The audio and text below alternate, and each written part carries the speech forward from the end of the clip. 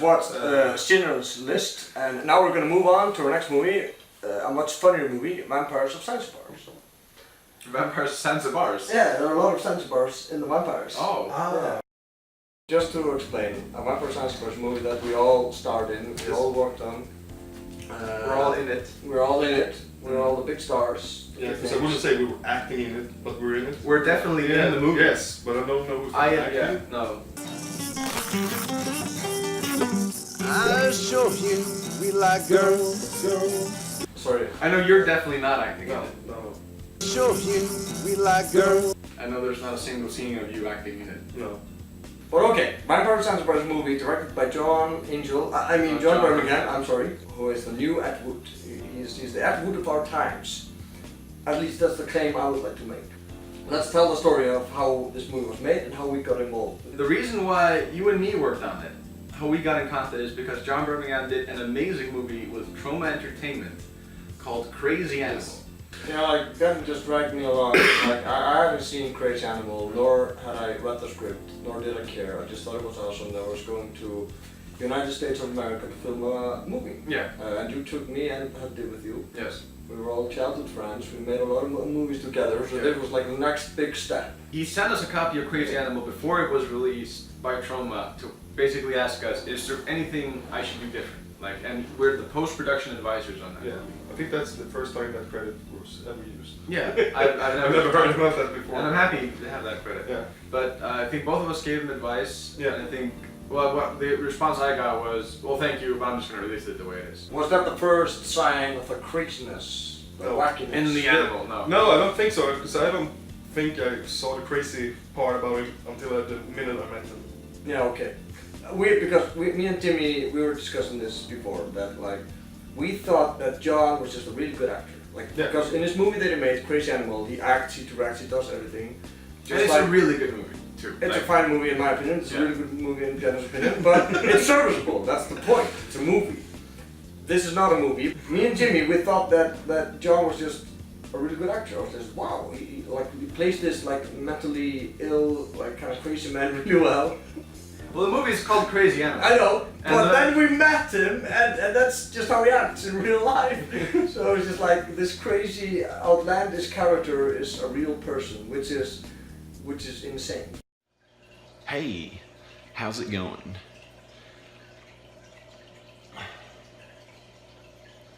Hey, how are you? But yeah, okay, Vampires of Zanzibar is basically, in a sense, a vanity project where a man kind of wants to be everything. He like wants to be a director, he wants to be a writer, he wants to be a musician, he wants to be an actor, he wants to be a model. And that's what makes this movie kind of fascinating, is because it's not really a movie. And like being on set is kind of crazy. It's kind of hard to talk about the movie and talk about scenes. We have to just get you into the mindset how it was to be on the set, like watching John trying to direct the movie. To clarify and to explain, John is a crazy man. He really is. I'm sorry, John. But you are. Well, but who isn't crazy? I mean, God, shut up. All right. because seriously, okay, we can add it. But This is John Birmingham, and I'm going to give you proof that the Illuminati does not exist. I guess. sorry. Could you stay still while we film? Yeah, but she needs They to. need to move to see if everything's going on. That's what camera people do. Behind the scene, we'll fix this in post. Yeah. We'll fix this in post. That's the tagline of the movie. So let's go get back to the movie. The movie was made in post. John had a script ready, and he was like, "Oh, it's gonna be a dark horror vampire movie about." It's gonna be like The Lost Boys. It's gonna be like The Lost Boys, but for more gore and better. And no tits. But like as filming progressed, he was like, "No, I really wanna make it in Hollywood, and I really wanna make this movie PG because I wanna make it for the kids." And he started to cut all the gore out. Cut all the nudity out. Yeah, But still, all the curse words. Yeah. all the Nobody curse was allowed to curse. Yeah, but there was some still in there, and it's like because when we were watching the film, it's like you're still not cutting enough corners, because you can't have like I want to do a PG-13 movie, because there was a scene when the three girls go in the trunk, in the van with you, Royce Hobson, and John Birmingham. Royce is one of the stars of the movie. Originally, the girls were supposed to get naked, and then you were supposed to kill them and eat them. And instead, they don't get naked, but you still have the blood squirting. And the thing is, him being an independent director, he would not get away with that blood scene anyways. Yeah. So he was cutting corners. So he was just making a bad R-rated movie. Yeah. When we were still on set, the script was filled with nudity Yeah. and filled with gore, and then just like when it was time to shoot it, it was like, no, we're not doing that. But the truth thing about him cutting out all the nudity and curse words was to impress his parents-in-law. Maybe we shouldn't keep editing this, but No. I want either of you to describe the plot of this movie, the synopsis. Like, what is the movie about? What happens in this movie? Can you describe it for me? In like just 2 sentences. Just like, yeah, sentences. it's God, like no. this Two guy sentences, yeah. who finds out that he's a vampire. Oh yeah. Fair enough, Yeah. fair I guess that's the plot. It's Teen Wolf with the vampires. Oh, fair enough. That was easier than I thought. Yeah, that's not what's like concentrated. No. No. that's everything else Yeah. like that. We have chickens and Yeah. we have music Gay bars. and, Gay bars. country and music. Yeah, it's turned out to be a musical. I didn't know about that. Yeah, I didn't think it was going to be a musical either. No. No. Because to me, Crazy Animal wasn't a musical. I know it is a musical, looking back. Yeah. Looking back, John Birmingham does make musicals, and that's fine. Like, that's something people do. Yeah. Still Because he wanted to be a rock star as well as director. So. yeah, so he wants to like showcase music as well. But you can like, because if you were a rock star and you just made music, you can like have in the back, and you just it's like the feel of the movie, or whatever. But instead, it's not rock and roll. It's The tone of the movie is all over the place, and like the plot of the movie, It's very bipolar. yeah, it's very bipolar. Like, The thing, We go from serious drama to serious scary to wacky comedy. Where'd you go, bro? Oh, Hey, whoa, hey, hey. whoa, hey, I'm sorry. Did I interrupt something there, son? Sorry about that. And they were spanking the old monkey again, huh? Man, it's cool, it's cool. When you're watching Zanzibar, even when you're in it, it's like some scenes like, oh, we're back to this, and like, and that's not me trying to be mean. It's just like it doesn't have good pacing. Like there's not like there are a lot of characters in the movie. And at the time we were filming, I thought these are great characters, and they might become like cult classics. But like looking like some characters like, oh no, this guy's back. When you're trying to watch it, it's like this subplot. It's like it's too Yeah. much. You need to Yeah, like it's- trim it down a little bit. It's basically a movie filled with subplots. Yeah, it's subplot the movie. Yeah. Humans are just as evil as vampires, Paul. Now think about it. Evil has nothing to do with it. It's just nature, the way that the universe actually works. I don't want to change the subject, but didn't they do like a fan fiction porn of you? Did he? Yeah, we started writing a script. I think it was. Oh my god, I did not know that. Yeah, they did, because we talked about it. Oh, okay, I forgot about this. Because the whole opening scene was this. It was you, tiny, wanking your oh so tiny penis, walking down the street, like dancing to Walk Like an Egyptian or something like that. Yeah. And he thought it was really, really funny, and then wrote maybe like 20 pages and sent it to us, and you were really offended. Yeah. Do you remember it? I don't know. You told me it was like you were reading a fan fiction porn of myself. So he wrote like it was not me as the character in the movie. It was just me. No, yeah, but it was based on you, so it was basically you. I remember that. Yeah, actually, the moment you said that, I was like, zoom. I was like, no. I chose to forget that. Because I remember you told me that you were actually offended. I was, Scared. yeah. Because you got the roles of the gay guys, you and I did. Yeah. And the idea was that because you were there for the entire shoot, and he was like happy that you were there, he like extended your roles, and you guys became 2 characters called Harry and Potter, Yeah. which was our idea. And you became like friends with my character. Yeah. And I was happy that we were able to influence that into the movie. And I know like everybody loved like his lines. Oh, poor. Yeah, because when we showed on set, because we're not used to speaking English. I mean, we do it, of course. Yeah, I mean, we spoke English, but we always did like with Icelandic in between. Yeah. And like, and of course you were feeling kind of unused to it yourself. Yeah, of course. Yeah. And John said like, hey, is that like a real accent? Yeah. Like, you have like a European accent. Oh, that's strange. This. You read the many comics, old man?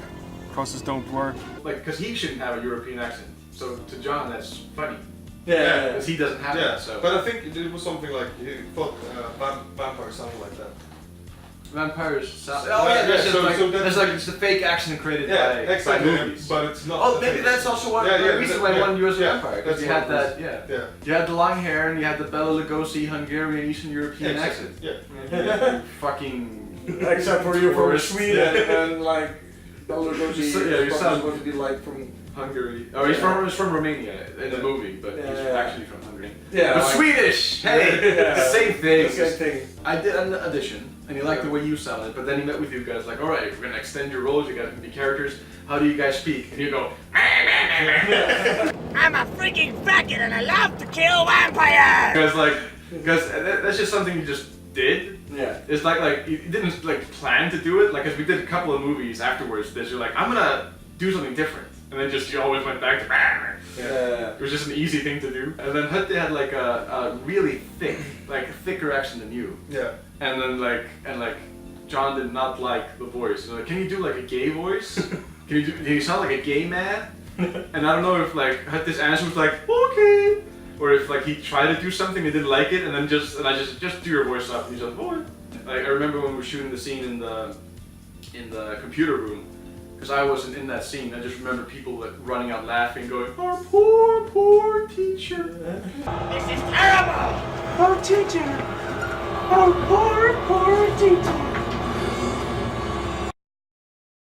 Also, one thing about the accent that I had was like this is really telling about the production of the movie that I was allowed to have that accent. Like I'm a vampire man, and he's like, oh, that's good. Oh, that's good. And you're like, what? No, that's not good. You should direct me. You should tell me like, no, you're supposed to be a real character, not like a cartoon Bugs Bunny figure or something. I've read and seen reviews of the Vampires of Zanzibar, and every time people go, the Icelandic guys are the best things about that movie. Sorry, it's your movie. No, I don't mind at all. So like I think it was a good thing that John decided not to direct you. Yeah. I think a lot of I mean, people- I'm not disagreeing with that because it turned out fantastic. That's the only thing good about the movie. Yeah, It's but just that's also the only characters that are funny in the movie. It was difficult for me at least when I had to do scenes that I didn't feel comfortable with doing. Once again, I had just turned 18, done maybe one other major movie, Astropia, that comic book movie that Andri hates. I'd done one other movie role, and I'd done the stuff we had been doing. Like that was it. And there was and now I was in Virginia making a movie, and I was going to be making out with a 40-year-old woman. 40. Since she's like 50. I don't know. I was trying to be nice. I hope she's dead now. Yeah, I think so. What we're gonna do now, we're gonna try to dissect the movie and go through each scene. I said we only have 24 minutes, so. That's a good joke, you know. That's gonna stay in the take. All right, so the movie begins 1,000 years ago or something, in Yes. in a stock footage castle, Yes. which is actually in Philadelphia, where superstar Brandon DiCamillo and Chris Rabb and some guy that's from Their friend. and they tell first Chris Rabb and their Lord. friend Lord McNugget tell Brandon DiCamillo that he has to wear a chicken costume for 1,000 years. And the reason why he has to wear that is because he can't be recognized. This guy shows up, Erdogan shows up, and he kills a vampire, and Royce Hobson, who is also 1,000 years old, rips out his heart from his anus, and then he puts on the mask, and then we cut to 1,000 years later. They migrate to Zanzibar, Virginia from Europe at some point, because the chosen one is gonna be born in Zanzibar, I assume. Like a half vampire, half human is gonna save the world and turn the entire world into vampires. Robin Watkins plays a guy named Lewis, and he is a vampire, or was a vampire. And he created a drug somehow. He's like super smart. Created a drug that can keep his vampirism at bay.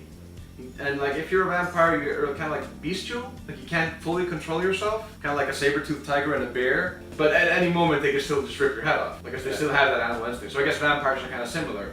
So like because he marries a human girl, so he wants to keep his vampirism at bay because he doesn't want to bite. No, that's not what happens at all. He keeps a vampire in his basement, and he tries to cure that vampire. And then after he cures that vampire bites him. And that's how he becomes a vampire. Why was he like making medicine for vampires? That's a very good question. His two sons are born, Yeah. And they're half vampires because he goes bitten by a vampire. Yeah, okay. In his basement. That's a scene of the movie, I forgot. His wife dies at some point, and his 2 kids are fine because they take the medication, and they think they just have like ADD. Yeah, exactly. Or some, they like think, we're just something wrong with us, and we're in America where everyone's a pill popper, so it's fine. Yeah. But then like what happens, and this is some shoddy fucking drugs made by that guy, because I know they say it on like Panadol and stuff, like don't take this drug with other drugs. But the moment you mix drugs, like it fucks up and you just become a vampire regardless of the drug. It just completely minuses out. Yeah. That's what happens. So what happens in the movie is that the older brother Josh is at a skateboarding thing. But what happens is that like he smokes a J, and then he becomes a vampire. Then Royce Hudson, David, who's a vampire, just shows up and just saves him.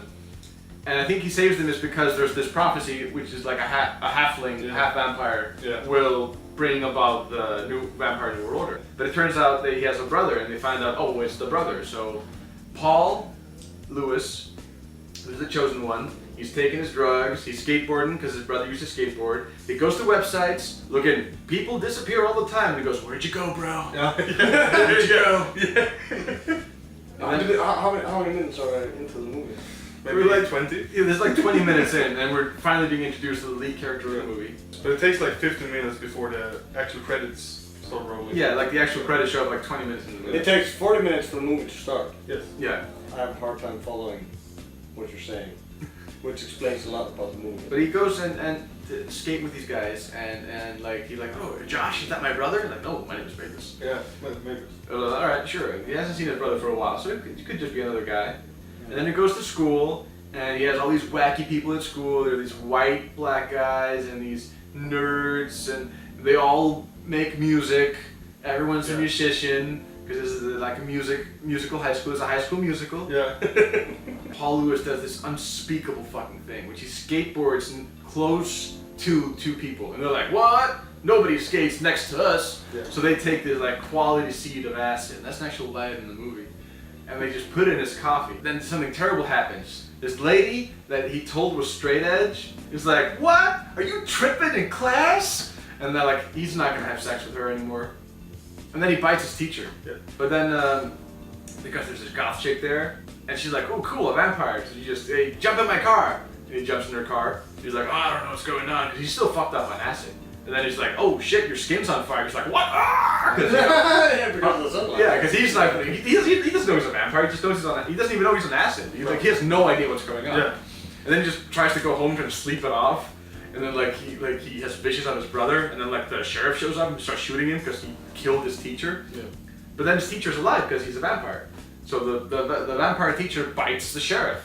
So now on top of this ancient mystical 1,000-year-old prophecy, we have just these 2 deviants that are just already just biting everyone in town. Which is funny because we have like these 2 sets of bad guys now. We have like the ancient vampires that are just like slowly trying to follow this order and like eventually want to turn everyone into vampires.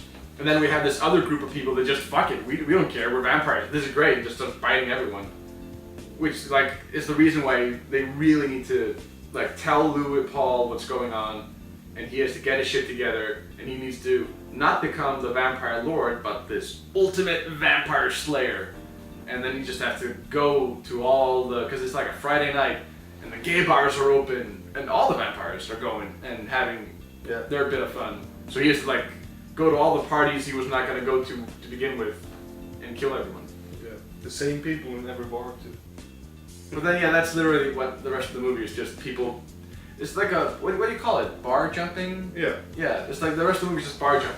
But the thing about the plot is it moves not so brisk pace. Because not so brisk. All those things you were talking about, they all make sense after 40 minutes. Yeah. Then you're sort of like, oh, okay, this is the plot. After the cops are looking for Paul, he goes, because Mavis hands him like, hey, we stay in this house. Come visit us if you're ever in trouble. Yeah. He's like, well, now I'm in trouble. So he like knocks at their door like, hey, can you guys like hide me from the cops?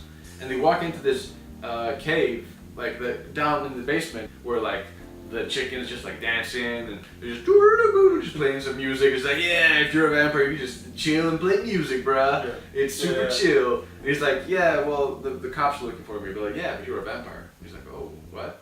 We cut to John Birmingham standing in front of a green screen, talking for like 20 minutes. Yeah. Just explain the story, like, oh, there's a story. Oh, And here it is. And here it is. Usually bad movies, for example, like the Transformers movies or something, Yeah. they usually have a beginning and a middle and an end. But this movie has just a beginning, A very long beginning. a very long beginning, then like a middle, that's like... It doesn't have a middle. No, it's It has a very long beginning and then it has an end. Yeah, that stretches a little bit. Yeah. He added in later, like it wasn't like a second draft, it was like in post-production. He changed the idea that the vampires weren't really that bad. Yeah, Because like originally the vampires were the bad guys, and there was a story about people killing vampires, and then like the idea was like, it was like, I don't know how I want it to end. Like maybe I want the vampires to win. And the idea was the vampires win because they're the bad guys, and it's interesting to have the bad guys maybe win. Yeah. And we're like, oh yeah, if you want to do that, you do that. We're watching these vampires being dicks, being evil, killing innocent people, and then they go like, yeah, but it's fine, and we're not really evil. And then they add another scene where they explain like, well, those 2, 3, 4 people that were really bad, well, they were the ones that were really bad, and now they're all dead, so. Yeah. So vampires can now rule the world, it's fine. You guys were happy in hell. Yeah, Because- asshole in hell. Yeah, because you're in hell partying, Yeah. because the prophecy was fulfilled, and you were like, oh, we don't mind being sacrificed for this. And then we get revealed that these 2 vampires still got their way, but they're also in hell. Yeah. So it's like, Makes sense. they're happy in hell. Oh, so the next They movie we're going to talk about, It's the rape of Richard Beck. yeah, which is going to be great. And what I like about the rape of Richard Beck is that Richard Beck actually gets raped. That's the title of the That's movie. the title of the movie. That's the whole point. But I never expected in my whole life that I was like, he's not gonna get raped though. I know that it says in the title. I mean, I want him to get raped. Your description of the movie is great. It's not that I don't want to be in this scene. It's just that I want to die. That describes the movie perfectly.